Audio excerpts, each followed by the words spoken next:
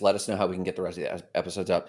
So, guys, I have a few questions, and I don't know about you, about what's going on with the freaking Ethereum price right now. I don't know if that's what you all want to talk Well, about, but I remember I mean, be- Jay. Here we Go ahead. go. This is going to be such I'm a with good you, man. episode. I'm just thinking, like, hey, before we get to it, like, how are you boys doing? Like, what's going on? Okay. Like, Yeah, how are jump you boys doing? It's jump hard into because we've been business talking for without 25 like minutes. You any know of how the we're doing. casual. Hey, Ken Cato. Ken's already. Ken, Ken, I what's haven't up, seen buddy? Ken in a while. Yeah, Ken's out here. We out here. I like how before Jay goes off and brings in these lines about price already being baked in and ETH's gonna die and Vitalik's an alien. He just wanted to check in on our, on our bienestar, on our welfare. Jay, I am doing well. It is getting colder in the northern hemisphere, What's the and temperature there? it feels. Let me look. Jay, how is it up where you are in Toronto? Today it's not so bad, but like I was telling you guys, like we basically didn't have a summer this year. It was hoodie weather most of the Really? summer. Yeah. Dude, it was a Bro, blaze in Massachusetts, and we're not that far away. Right now, it's 61 degrees what the H? where I am. Okay, So, just so you guys have an insight into life in Florida, not only is it hot, but it's muggy. So I go to the gym sometimes twice a day, and that's just cathartic. ADD would kill me otherwise. So I don't know if you guys know how gym clothes can begin to smell, even if you wash them daily. Even if you wash them, you know what I'm talking about. If it's Yeah. a cotton shirt, Mhm. after what? Go ahead, Jarrett. but if it's a cotton shirt, I've gotten away from all like the synthetic shirts because they just sometimes they'll start to really, no matter how much you wash them. Doesn't But is matter. this okay? All right. Yeah, it doesn't matter. I like in Florida, you are sweating bullets, and you just get used to it. You don't even think about it. But like, you'll get halfway through a workout, and you go, and dude. So I was at the gym yesterday afternoon. I think it was yesterday afternoon, and I was going hard, and then you start like someone walks by, like this gal walked by. And I was like, she smells pretty, and I was like, I was like, wait, hey, that's creepy. But then you're like, I am proactively throwing my shirts away. That's how hot it is here. So I say all that to say it's 61 where you're at. I think outside it's literally 88 degrees. Like you walk outside, you immediately start sweating. Everyone's got a handkerchief to dab their head when they go to meetings, you know? Like What? so All of a sudden, he's in Savannah. Yeah, exactly. First that's of what I all, picture. What's Kyle, welcome back to what's Not up, Crypto Kyle? Bros. Here we are, apparently not Gym Bros. Yeah, apparently not Jim. Mr. Where you been, Kyle? He's Back been to in Florida with you, sweating, apparently throwing away undershirts. Yeah, Kyle's I in literally, Florida as well. some old guy walked in and saw me throw my shirt away and looked at me, and then I thought it was going to be an awkward moment. And he goes, "I know," and then like kept walking. I was like, "All right, What? It's just yeah, a Florida man, thing. yeah." Everybody Sometimes knows. it gets so bad. You're like, "I'm not even taking this shirt home. Like, screw this shirt." So yeah, that's how hot it is. I wish it were 61 degrees. That's too funny, Good man. Lord. How was your weeks? Give me a point of gratitude. What are you guys grateful for? And then let's get into this Ethereum thing, and let's give some Kyle some blockchain engagement. What are Jay, you grateful for this week? what are you grateful for this week? I don't know. That's something I was prepared to think about. I mean, everything is good. Actually, Like nothing. life. I don't know. Like I'm cool. Everything seems to be going well. No complaints on my side. It's all All coming right, together. Jared, what are you thankful for, man? Today is actually my last day at my current job before I take some time off, and then I start a new position doing crypto fundraising for a big time nonprofit. So Yeah. When can we talk feeling openly good. about that? Oh, we can talk openly about that now. I actually was able to meet with my future boss today briefly, and we're kind of Wow. talking about, what it's going to look like. And I actually may be going out to San Francisco in mid-October to a kind of Wow. like a bar crawl, not a bar crawl, what's a happy hour with Yeah. the CeeLo Foundation and some other things that are going on. So I'm going to start to be able to really be out there IRL in crypto, not just living here in the metaverse with you IRL two. Web3. Yeah, yeah. Yeah, so that's really exciting, and so I'm grateful for that, and my sister's also pregnant, and so I'm grateful she was here last night, and she's super pregnant. So that's really cool because we're gonna have a Uncle new Jared. little Yeah. Yeah, and the baby's name is Luca. So I'm Oh, pumped cool. about that. Yeah. That's cool. You guys plan on having kids? We've never talked about this. I know it's personal, but you guys ever plan on having kids? I definitely want kids for sure. Yeah. Yeah. My Nah, boy probably Jay's not. like, Maybe I'll. kids don't fit on my futon. Yeah. Jay just wants NFTs. He doesn't want kids. Yeah. Yeah, Could I just get you an know NFT kid? Oh man, that NFTs for adoption services. That's Oh, actually, that'll be cool. hey, as a kid who's adopted, I would have loved to have all my stuff on chain where I can go get it. Cause right now it's a holy host of a problem for anyone who's internationally adopted. It can be very difficult to get your stuff back. Yeah, man, we should So, unpack that soon. I'm telling you. hmm. I want to hear more about that whole Yeah. process. Yeah, one day, you know what? That's I never even thought about that, but that's a fascinating thing to put your adoption on chain, and then you'd have, I guess, like the wallet. I don't know if you know how that would work. But anyways, why don't we get into the Yeah. backbone of NFTs, which to Jay's dismay is still Ethereum and not For Solana, now. and And Grant not wants Solana, Cardano. not Cardano. Well, Yeah. so I want to throw love at Jay. I remember from one of our early shows, Jay actually said the price of the merge is baked in, and I called bullshit. And I am now full of shit because the price is tanking. What's going on with this? Yep. So said, so done, buddies. Yeah. So said, so done. Well, go on, Jay. Why don't you talk about how you think it's baked in, and then I'll step It up and was baked in. It was what do you absolutely mean by that? What do you mean it's baked in? It's not happy brownies. What do you mean? all of the excitement that people had about the merge that happened like a month ago. So Okay. they had already been buying, thinking that the merge was going to happen. Now that the merge has happened, Mhm. there's nothing else to boost the price, so it's just going to come back down.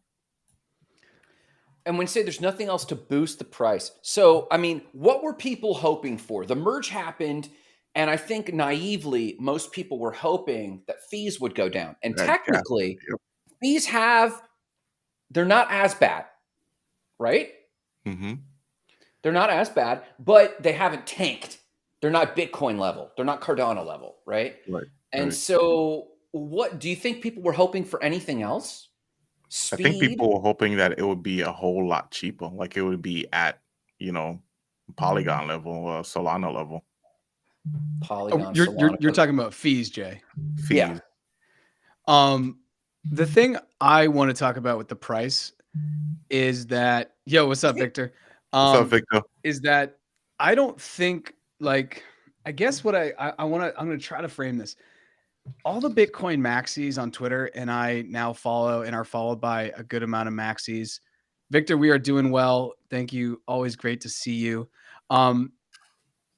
A lot of the Bitcoin maxis are like, oh, Ethereum is, once it goes to proof of stake, especially once it goes to proof of stake, because I do believe a lot of security in the idea of blockchain, at least the way Satoshi wrote it, was the security was built from the proof of work. Like that allowed the network to be secure. So now I hear that now it's not safe and all this stuff. But I guess building up to the merge and Jay saying the price is going to be baked in and these type of sentiments, I think that there's a working assumption that the Ethereum lovers, and I think I'm an Ethereum lover also, was hoping that with the merge, the price would go through the sky, right? We'd get back to 3,000 or 2,500, right? Mhm. I never thought that because regardless of what happens in the merge, the global sentiment is super negative for markets.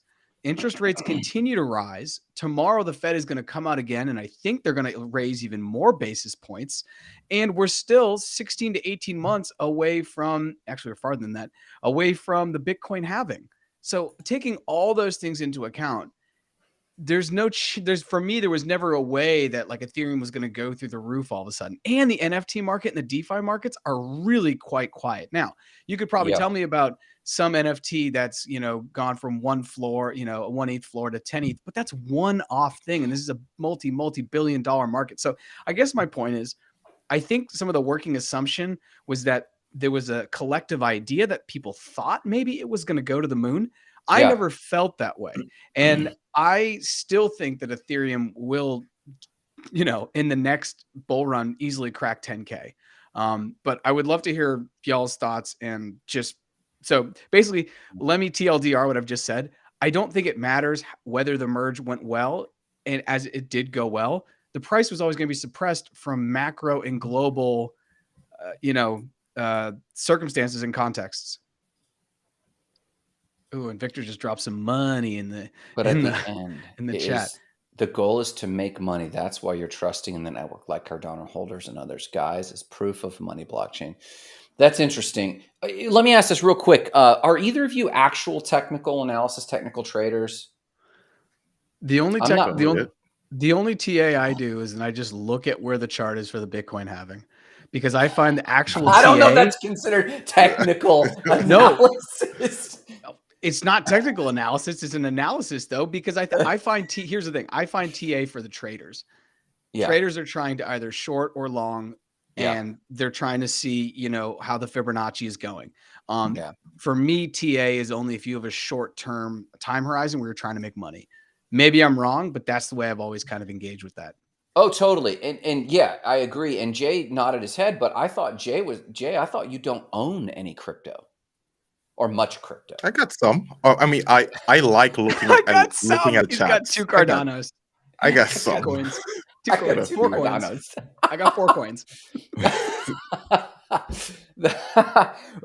Did all of us jump on Victor? Did all of us jump on Victor's little not financial advice nudge this morning? Shido. What was that? Shido BNB trade. What was that? Victor's out there shilling on LinkedIn. But he made 50% in a day, so whatever. Like, yeah, I mean, so what do you think? So my question with this is, now that the merge, the biggest event that probably will ever hit Ethereum, like sharding and all the other milestones coming are great, but they're just upgrades.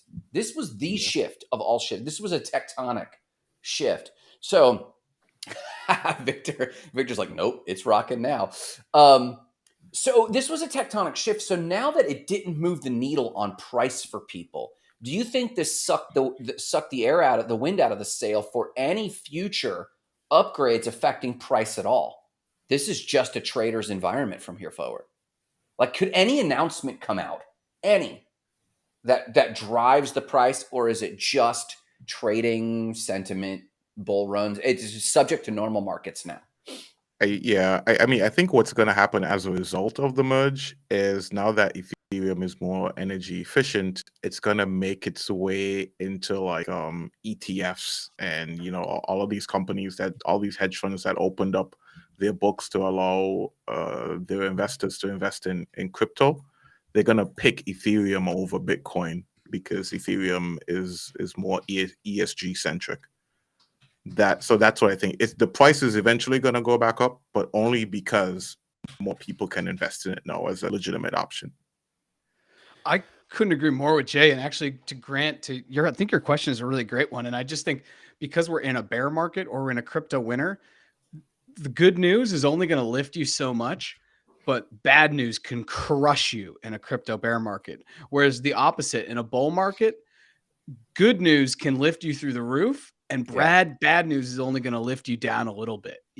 Something bad comes out, you may go down 10%, but in a bull market, we've seen things when Filecoin came out and was put on Coinbase, I think it went up 350% in a day. It's nuts. Yeah. So if that makes sense, in a bull market, the good news is amplified, and in a bear market, the bad news is also amplified. So I don't really think there's anything else that can come out. And once again, I just think the macro factors really play into this.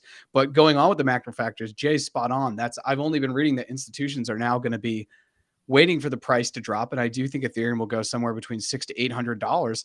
And then institutions are going to be like, you're telling me this thing's all-time high is 4,500 and it's trading for 600 or 800, and it's 99.9% more, better for the environment as far as its carbon footprint than Bitcoin.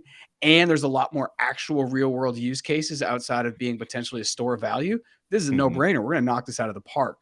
That seems to be what I'm looking at long term. And it's the underlying tech for nearly all dApps at the moment. It's got the lion's share of distributed apps.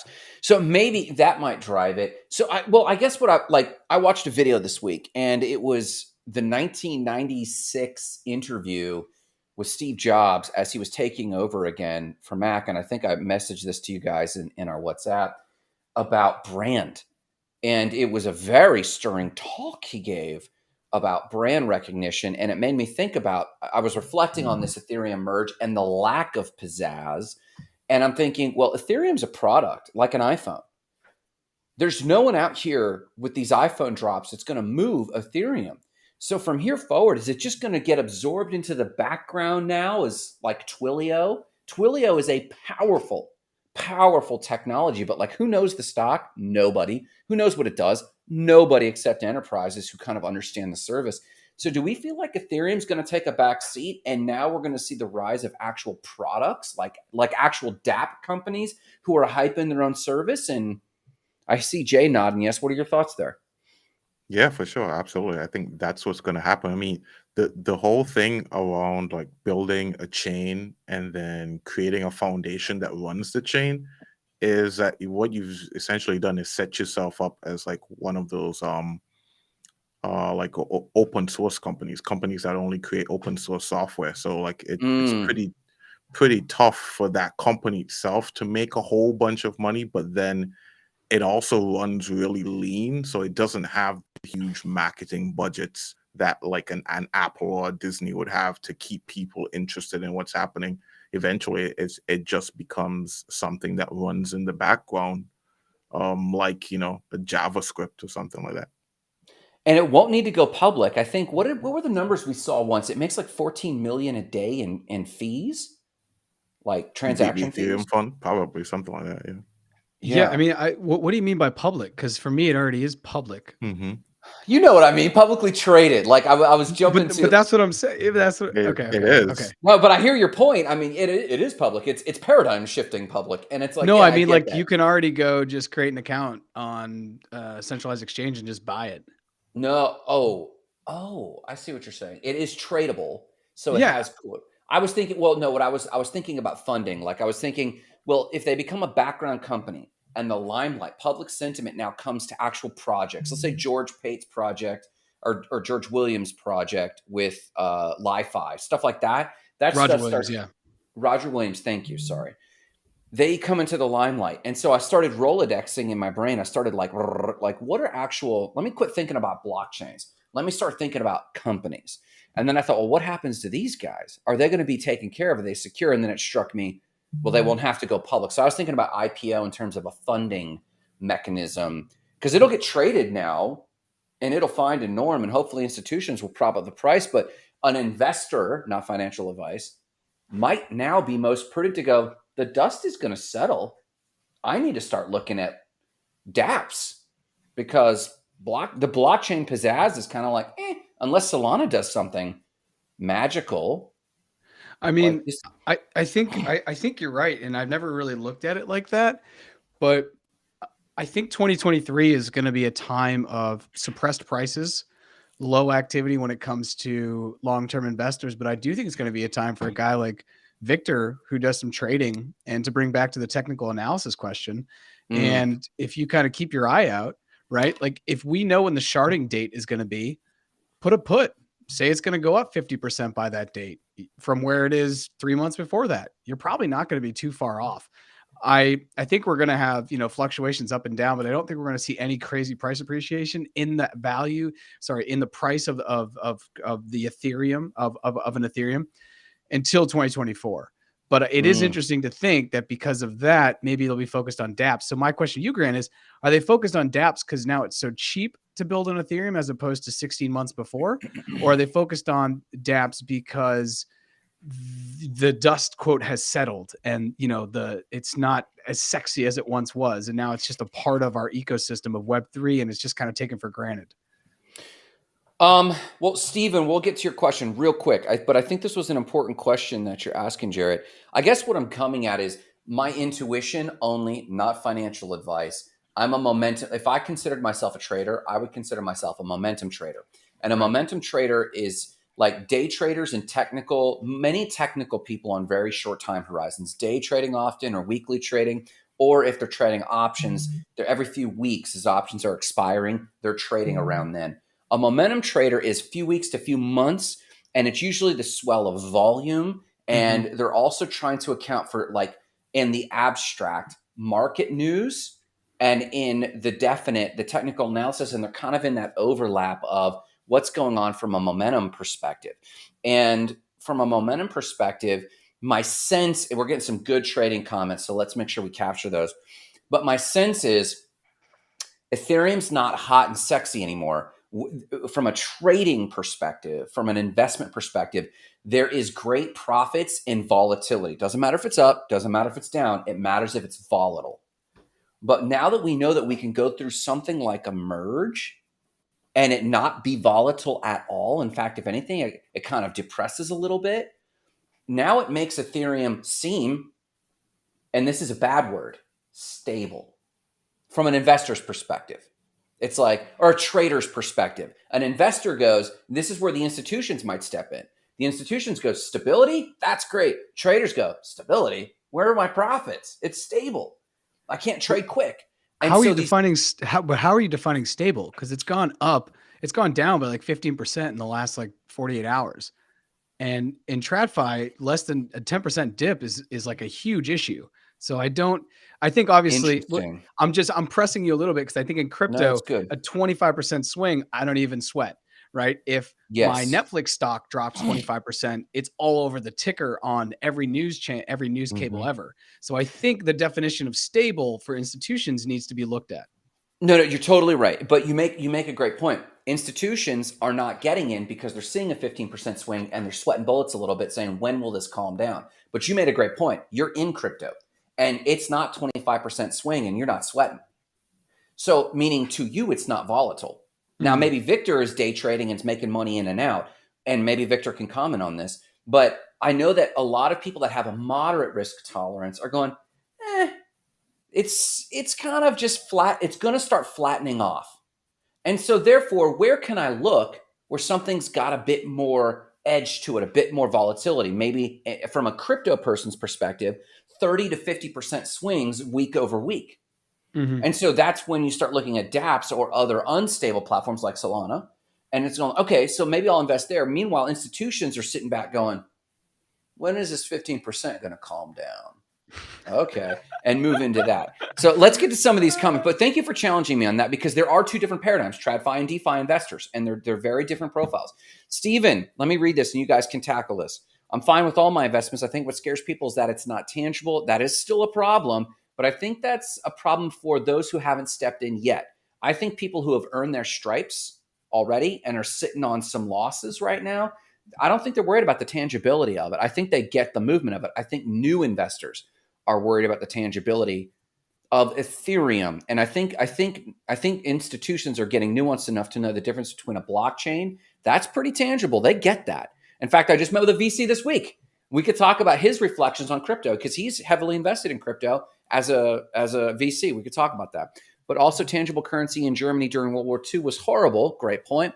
Gold to me is only going to be about 10% of mine. And he just says, in my humble opinion. You guys want to tackle that or move down to Victor's comments here? I want to touch on this. Jay, do you want to take this though before I go? I mean, as well, I think a lot of people are still sort of scared by what they initially heard about crypto, sort of Silk Road and it being used by criminals. Even now, we talked about this before. People think it's being used for Jarrett lost a date because she thought he was human trafficking with crypto. You know what? I'm glad it's something that I would win. So like that gives me a lot of that makes me embarrassed. But at the same time, I'm glad it's said on mic and I'm glad it's said out loud, because I'll look back at this and just be like, okay, I'm going to cut in Jay with that DJ scratch of how I lost a date.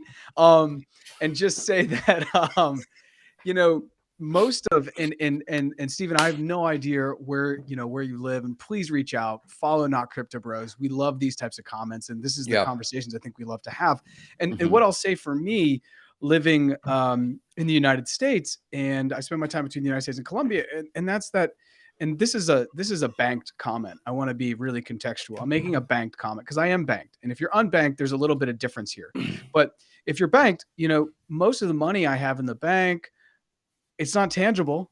It's just digits. It's just code.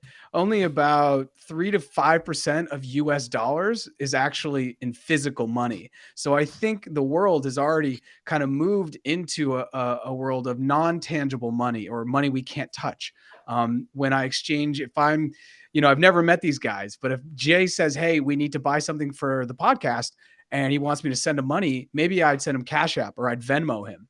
That's still already digital transaction, and we're already using, digital value here. So I think then the leap to the blockchain is just putting it into seeing it from a different angle, but it's really the same thing. It's an exchange of economic energy over essentially the internet. Now, whether we do that through the TradFi system, which is me sending it to Cash App, which then goes into Jay's bank account eventually after a couple of days, or it's me just sending Jay some Bitcoin, I think it's kind of the same thing. And okay, so Steven says, I'm not scared of intangible, just think that other people are scared to take risks. And I think you're totally right. I think depending upon your risk profile, and Victor's touched upon this too, and maybe we can go to that about investments, depending upon your risk profile, you really need to sit down and understand what you're getting into. Because one of the things I will say into this tangible or non-tangible discussion is, and we talk about this a lot on our Crypto Bros, is that the second you dive into Web3 and you start to put your economic energy into the blockchain, you all of a sudden become the custodian. You are the one that really needs to decide what you're going to do. It's not a situation where, I lost my money, let me call my bank and figure this out. There is no bank to call, right? Yeah. The only bank is the mirror, and you're going to look in it and you're going to look long, and maybe you lost some coin. Yeah. So Grant, you want to hop on because 100% Jarrett, but also means government control, no privacy. God, Victor. Victor is like, he's the mascot at this point for Not Crypto Bros. Well, but to his point, and not just Not Crypto Bros, but not crypto guys and gals around the world. I don't know if you guys saw this article, but it blew my mind. And I looked further, and this is not a rare occurrence. A gal in, I think it was Syria, not Palestine, one Middle Eastern country, and forgive me for not knowing it. I'm not trying to generalize. It's evading me for the moment. She basically robbed a bank. She armed herself, went in, robbed a bank. Now, the caveat is she robbed the bank. She had two friends with her. She only took her own money. It's Lebanon. This has been happening in Lebanon because the banks have been saying we won't give you any withdrawals. And so people are robbing the bank, only taking the money that is shown in their checking account.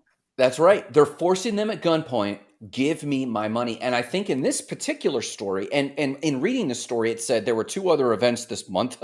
And you're like, what the hell? But like they basically said, we can give you what amounts to $250 a month. And that's what we have on reserve. So to Victor's point, absolutely, there is some serious use case, but tangibility, back to Steven's point, tangibility versus intangible. I think there are some people that are paranoid of the intangibility of it, but in this admittedly anecdotal instance, even if it is tangible cash, they still can't get to it unless they're hijacking somebody for their own. Steven says it happened in Kuwait as well.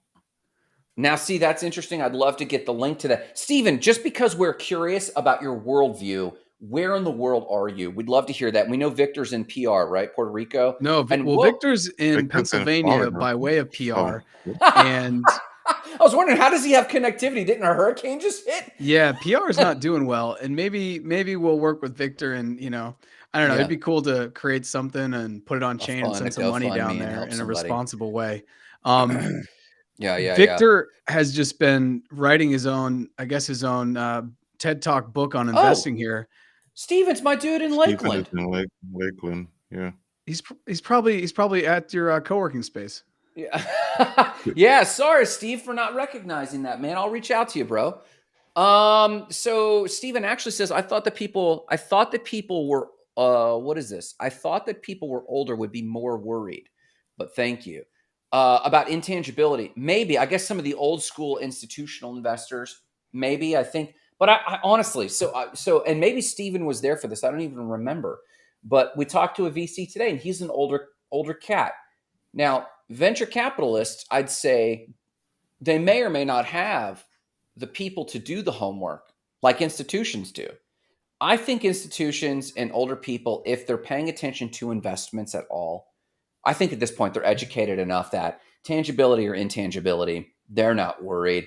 Those trading at like Robinhood, retail, basically what amounts to retail traders. I think if anyone, the retail traders are still getting used to intangibility. But I think that kind of like anonymity. Do you guys think people are still care about anonymity as it comes to blockchain? Jay, what do you think? I think some people still care about it, but new people that come in, I don't think it's as big of a deal. The only reason we even talk about it is because it was one of the original promises That's of right. blockchain and of Bitcoin. Like, kind of figured out like, oh, okay, well, it's not true for Bitcoin. It's not true for most cryptocurrencies. I think as Yeah. more people come in, it's not told as often anymore, and it just Yeah. won't be a big deal. Yeah, that was one of a main point of Satoshi's white paper, was talking about anonymity and peer-to-peer Yeah. anonymity across the internet.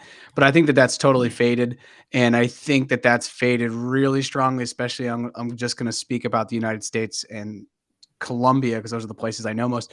KYC is ramped up. And for a lot of places, they're like, you know what? You can continue to operate. Our local government hasn't figured out legislation, but the one thing we do, we need to have KYC and we need to have Yes. AML. Those things need to exist, and you can Yeah. continue to go with your Wild Wild West trading digital coins and these like puppet pictures. But we have to know who you are. We have to have anti-money laundering. So if you want to take that out of context and quote me, that'd be a funny one to put out on the internet. These puppet pictures. These puppet pictures. Well, and they're still fighting very hard. I just sent you guys the article, and if anyone cares for this, let me know in the comments and we'll share it. But the SEC just basically ruled or made a proclamation on one case, and they're trying to get a ruling that any transaction on the Ethereum network falls under not only American governance, U.S. governance, but therefore the SEC's governance.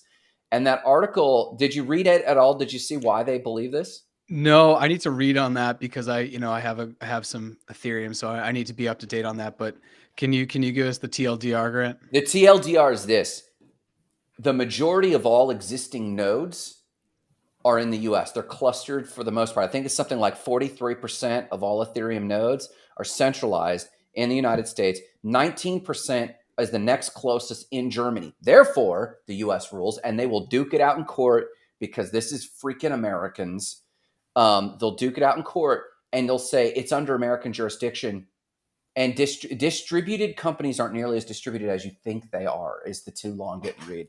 So it's worth looking into. And I think the more established, this is the tug and pull of something trying to become established and trustworthy. And as we see people not care less and less about decentral or anonymity, I think they also feel the same about intangibility. They just want to make money, and they're willing to have the regulations to protect them, to make more money. Oh wow, American. So Ethereum is American now. That's what I mean. That's a new one on Vitalik? me. Where is Vitalik from? Canada and Russia. Yeah, Russian heritage, raised in Canada. So that's a weird one to say it's American. Well, are they? Well, and it's weird because who owns Ethereum? It's not the Ethereum Foundation. They don't own it. They make transaction fees from it.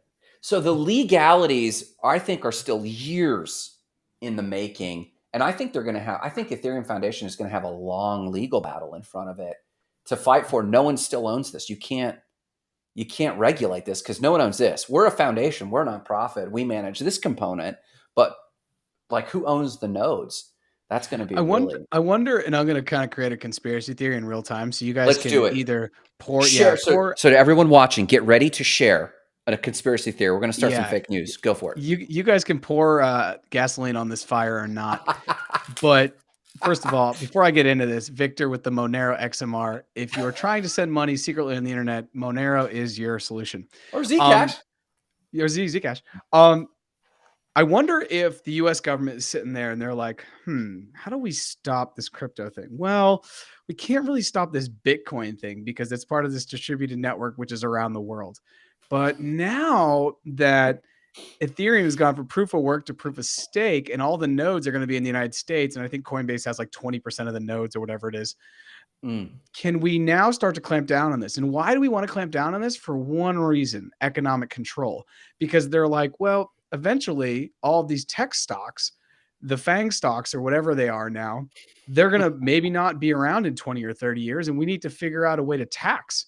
So if we can't tax on big tech anymore, not that they maybe do that now, but if we can't keep our financial grasp around big tech and this thing's distributed, it just comes down to control.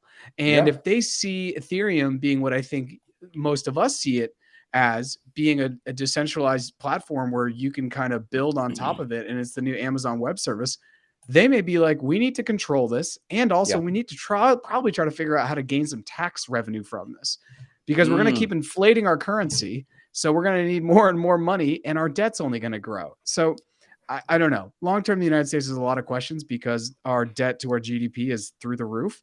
So I don't know. That's my new conspiracy theory. They're like trying to figure out new tax revenues in 20 or 30 years because they also know Social Security is going to collapse. And they're basically trying to push back on like all this unrest that's going to continue to probably happen around the world and in the United States.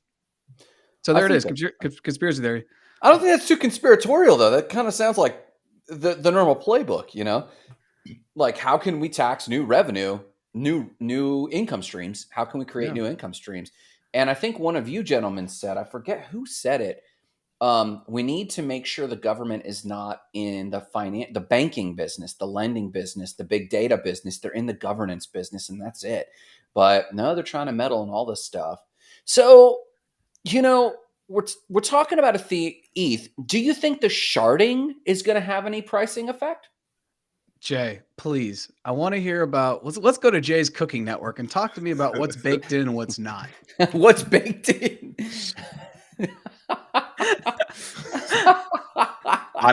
Honestly, I'll tell you, sharding is going to be the next big thing. When sharding happens, that's when you'll start to see the whole like DApp ecosystem explode. Because at the moment, it's even with the small dip in gas prices, if you're just like a small time developer, it's way too expensive for you to build any Ethereum, just because of the gas fees.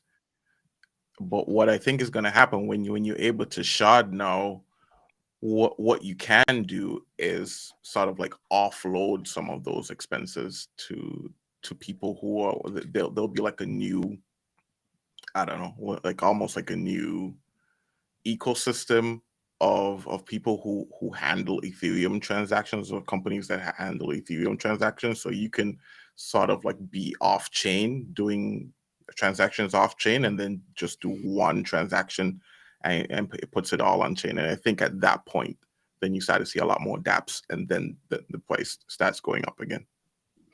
Is it hyperbole that developers have even slowed down because of price? Does it really cost that much to publish?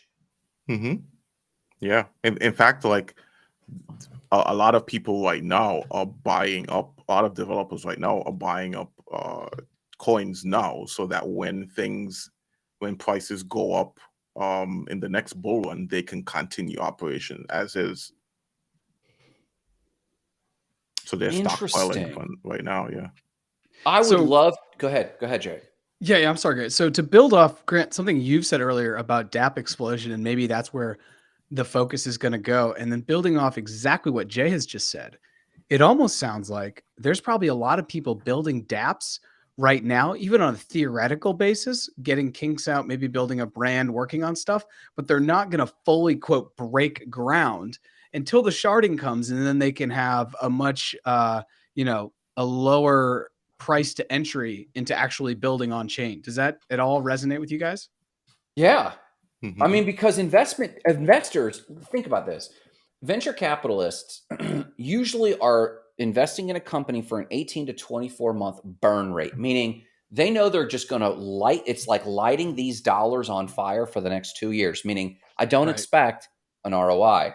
Now, I expect it to hockey stick at year 3 or 4. I expect them to get some sales going, but they know that they're throwing money in at a crapshoot. If we know the date of the sharding, I just typed in, when is the date? When is the date of the sharding? And I'm sure everyone is pretty predictable when the sharding will happen, sometime in 2023. That's less than a year away. So if an investor comes along, private investors or institutional investors look at a reasonable project and go, guys, just keep building, like what Jay's talking about. We're going to pay some exorbitant fees, but I'm used to flushing money down the toilet on 19 out of 20 projects anyway. And you got a decent project. And when the sharding happens, fees drop. We'll start pushing our entire software package to the blockchain at that point. And in all honesty, a lot of the dApps, the tech stack, there's only a component of it that's on the blockchain. For example, an NFT. Have you ever actually seen how NFTs are on the blockchain? I don't necessarily know what you mean.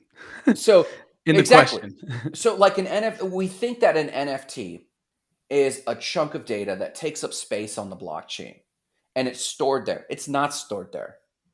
The NFT is stored on hosting like AWS or anything else.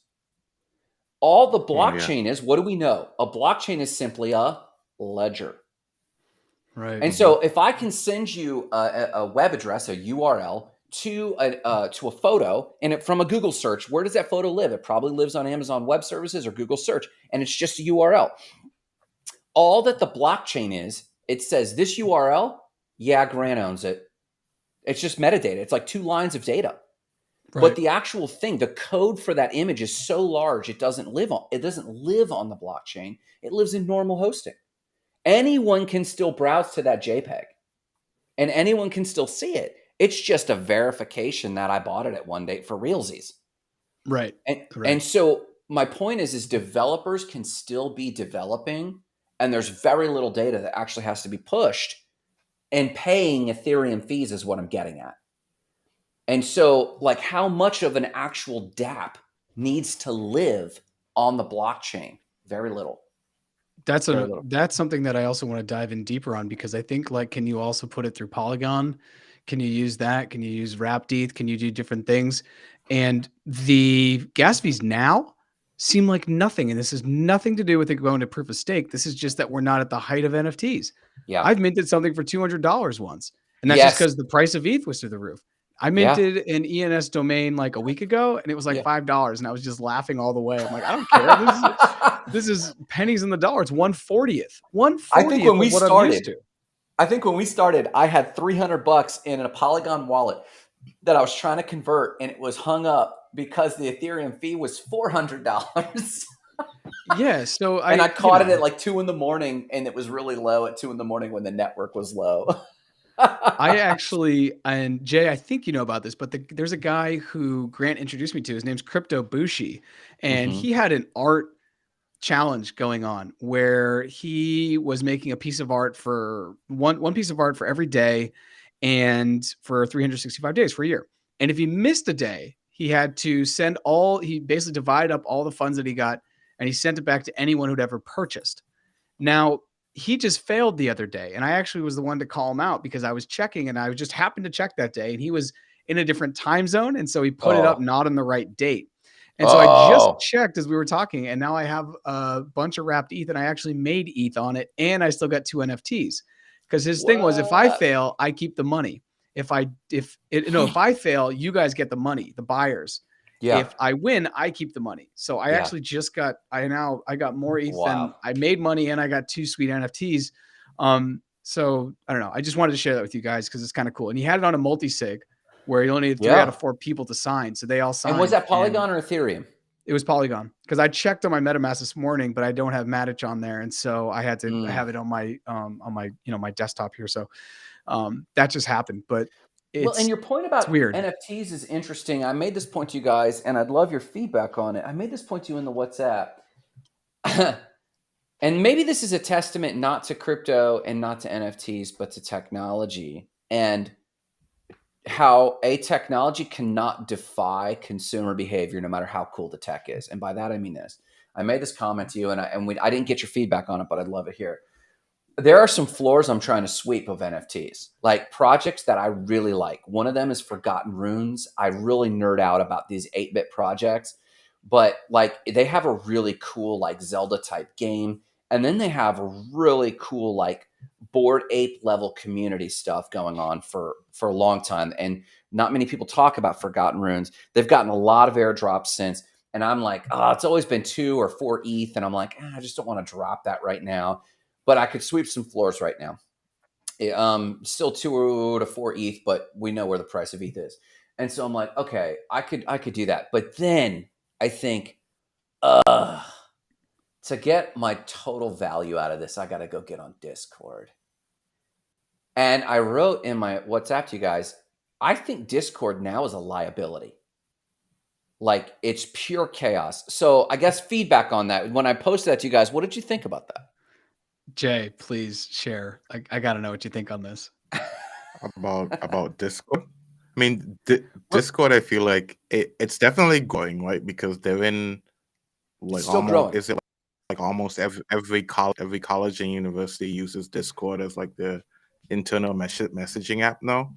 So it's growing. Sure. I feel like we're just old and we can't get it. It's like that kind of thing, right? It's like when Facebook came out, right? Like if you were Jay, you got a bad hip? Did the wind Facebook just came change? out, And you're like, oh, What? he out here calling us old. You really think that's what it is? It's Discord just is the funny, Duddy? future. Yeah, I think Discord is the future. Yeah. You still think Discord's the future?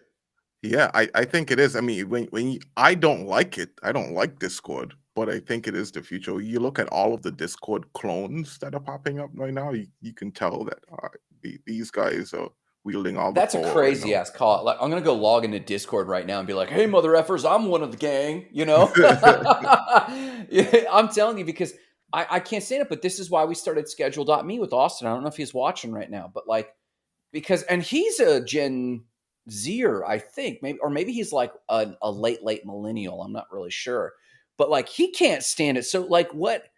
Don't man, Ken, and I trust Ken. I trust Ken. I trust Ken a lot. Discord is still going to be a major player. Go ahead, Jarrett. Yeah, I think Discord is going to be a major player, but I don't think I don't think your question was pointed at whether Discord is going to be a major player or not. It was more pointed at, you have to deal with this 24-hour-a-day telenovela as part of the utility of your NFT, and whether you want to do that, because you already got your own drama. That's what I was picking up. Yeah. I mean, well, because here's the deal. We already made it through the hoops of onboarding. We know what MetaMask is. We went through the early days of actually having to like type in an entire hash sequence to send it to the right address, which I had to do. I remember having to manually get all the characters right. Remember how Jay said we're old? You're not helping yourself at all. I had dial up to get my Bitcoin. They sent me the wallet address. I'm telling you, I lost some money that way, man. I think I lost a couple Bitcoin back in the day on that. But so I'm thinking about, we've gone through the hoops. We've earned the stripes. Now we've got money. Now we've earned cash. Now we just pay for an NFT and we're like, shit, okay, give me the goods. And now I got to wade through the briar patch of like young, angsty, sweaty teens. Like, I just finally got an Ethereum. And then like the haters that are drinking all the Kool-Aid and all this stuff. And it's just like, it's like the trolls in Discord. And I'm like, just get me what I paid for. And then, are there that many hacks? Victor's like, there's all these hacks. You got to look out. There's a lot of hacks in Discord. People will hack and then they'll drop in a link and say, hey, like, I'm part of Journey Crypto, which is still one of the bigger collections. And it got hacked and someone dropped in a link and they were like, oh, we decided to mint an extra 400. Click on this. And since there's so many people that are on all the time, if an administrator doesn't take it down, even in 5 minutes, people may go mint 50. And you do the math and someone just made $20,000 or $30,000 and then they just disappear. So Discord for me opens up a lot of security issues, which is my biggest thing. And Victor actually said that. He said, hey, I try to use it and never connect my wallet no matter what project. I've only connected my wallet to one project because I was able to like get some other drops through it. But I agree with Victor. I don't connect my wallet anymore to anything. I'm only connected to that one. I've gotten in. I'm in like, the VIP sections, but I see it as a huge security concern. And I think moving forward, and there's nothing, and this has nothing to do with Discord. This is just human nature. Someone who's an admin doesn't have their own stuff set up. They've been targeted. Someone's just waiting for them to make a mistake because we're humans. And, Yeah. it doesn't matter how strong the lock is on your door. If you leave it open for 5 minutes and someone's waiting, you're going to have a problem. Yeah. So for me, I it's did a a meta. security thing. I did a YouTube video on MetaMask security. It's one of my highest visited. It's ridiculous because I say really smart things in other videos. This was just like how to maintain your MetaMask wallet. And like it's getting so many hits, it's not funny.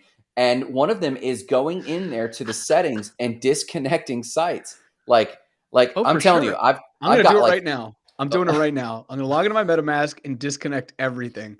yeah. I do it all the time because I don't want OpenSea to get rocked and then I'm left out feeling like a dum-dum. Yeah. Yeah. So I mean, it's wild. I'm kind of convicted based on what Jay just said. I'm an old fart. I think that's literally what Jay said. Grant's an old fuddy duddy. Well, he said that to you. And then let me also give a review of what you said. You said you were mining Bitcoin using dial-up.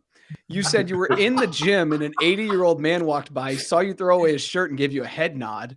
What else have you said? Oh, you live in Florida. That's code for old people in America. What?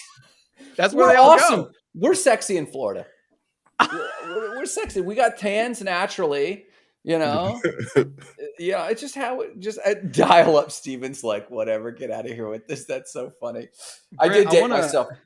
Go ahead. I want to steal the show here, and I want to see if you can do a screen share. I've updated More Than Blockchain, and I wanted to show you guys, and I figure we might as well build in the open here. Okay. So if you can go to morethanblockchain.xyz, I want to show you. I want to show you some stuff.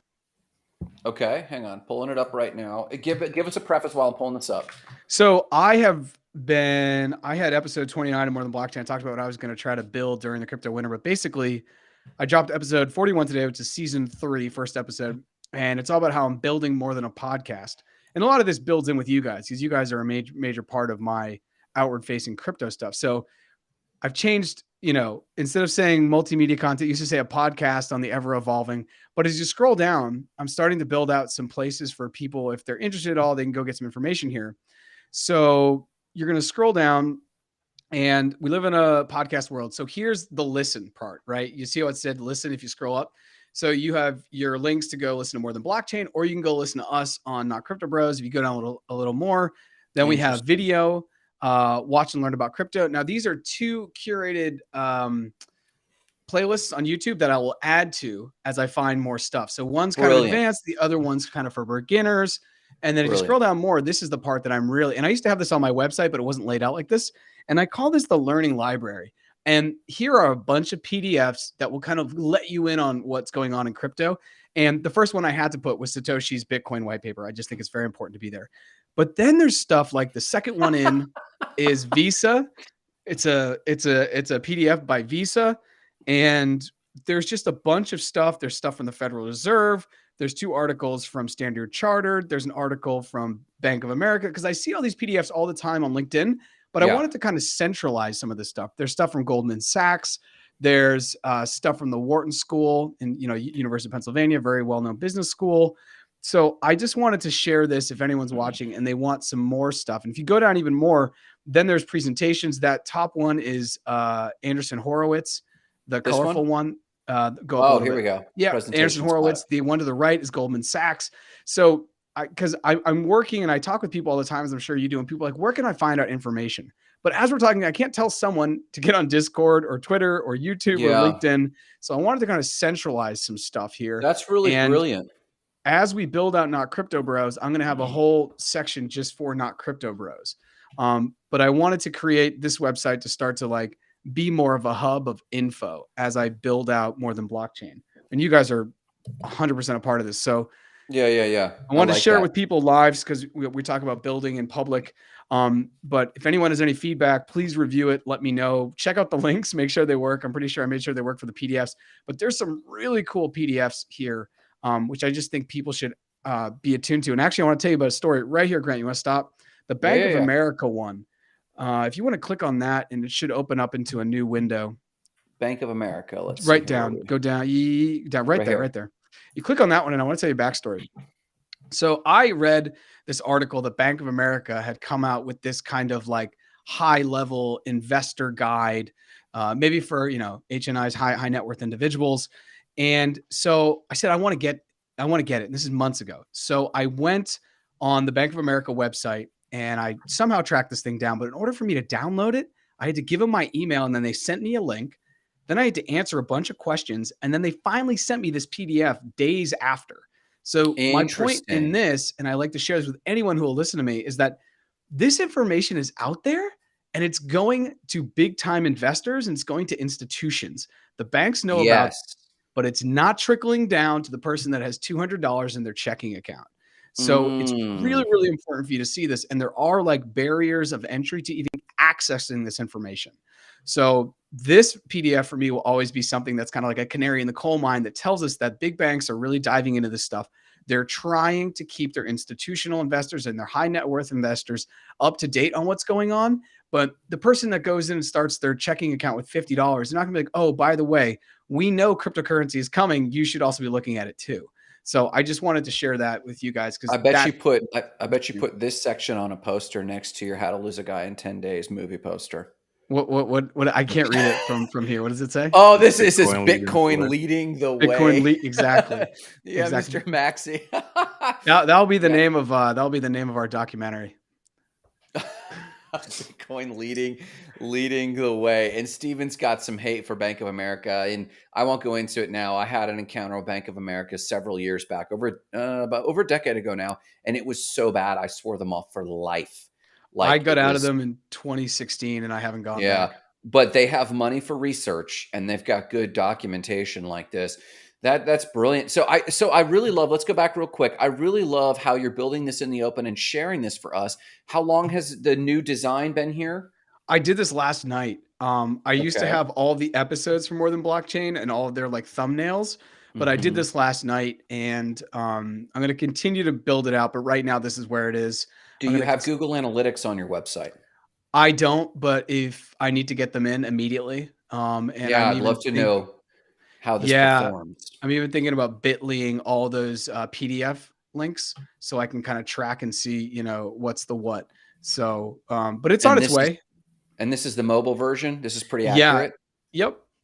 That's the mobile version. And, it looks pretty clean. And there's Mhm. some things I probably need to fix up a little bit, but it looks pretty good. Sure. Very cool. Very cool. So, guys, a lot going on. A lot going on. What do you got to shout out this week? I want to start. So I want to shout out We our can't, and Saturday. Vitalik's off the table. We can't shout Vitalik anymore. I want to shout out our third edition of, I think we've behind the scenes called it Small Business Saturday, but I want to Yeah. shout that out, invite everyone this Saturday at 6:30 a.m. to join us. We're going to Yeah. be diving further into the Web3 podcast network and how we're doing that. We're going to start to kind of build in the open. So make sure you stop by for that as we continue to navigate that project. So I guess Yeah. that was my shout out. Yeah. Jay, you got any shout outs this week? I just want to shout out y'all two boys, man. We've been working together really well. Yeah. This consistency. I think what are we, episode 15 right now? And then behind the scenes, we got a lot of business deals that we're talking about. So And for those who shout don't know, let's out to build y'all. this in the open. Jay will either be in the bathroom or making a smoothie or something. We're like, when can you boys get on a call? And we'll swarm on a call and then we'll like solve life's problems like in 30 minutes or less. Hey, these guys work efficiently, man. So it's been good to build with everybody. And I guess I'll make that my shout. Like we don't want to give away too much, but we also want to Web3 and build in the open for sure on what we're talking about. So I'm going to shout out to Mr. J here, who put his baby to us. And for those who don't know, in last Saturday's show, our second Saturday show, we basically said, Jake Anderson said, guys, I want to co-build this thing together. And I've been an entrepreneur for many years. That is usually the opposite of what people do. People usually go, this is my baby, and they stiff arm even people that have been helping them because they just get super protective. And we do need to be super protective, but I put a video out there and Jarrett sent me a screenshot and marked it up and said, this is how you can make it better. I think this is the ethos of Web3. And I think the comments are also evidence of this. You guys are awesome. Great commentary, some great banter from y'all in the comments, but also this also helps us shape things. And I think that's what Jay did. Jay's like, here's my baby. It's actually not mine. In fact, Web3's ethos says none of this is actually any of ours. We're just stewarding this while we're here. Let's make it badass together. And I love that. So my shout out is to Jay. And we've got a roadmap that we want to share with you guys, but we've got to hammer it out ourselves a little bit of something that we're going to get behind. I'm talking to VCs. Jarrett was interviewing a VC on a show, and he's like, hey, let's talk about stuff. Jay is part of an incubator / cohort at Tree Frog. I mean, we're all really working together, but I love the together part. So my shout is to you guys as well, you boys, but also to Jay to put his baby up there and make it available to us. One last little thing before we go, follow us on Twitter, YouTube, and LinkedIn at Not Crypto Bros. Yeah. LinkedIn now has more than 100 followers. It has about 107 or 108. Nice. If you follow us, go ahead and if you like the show, invite people to the show. Invite people just to follow, because then they'll start to get the notifications about the show times, and hopefully then, maybe they'll hop on, maybe they won't. It's all up to them. Yeah, we want to build up that page so we can go live directly to it. Yeah, we're trying to crack 150. So if you already follow, that's great. If you don't, go ahead and follow, especially on LinkedIn at Not Crypto Bros. And I guess we will see everyone on Saturday. See you guys on Saturday. Maybe we'll have announcements for you then.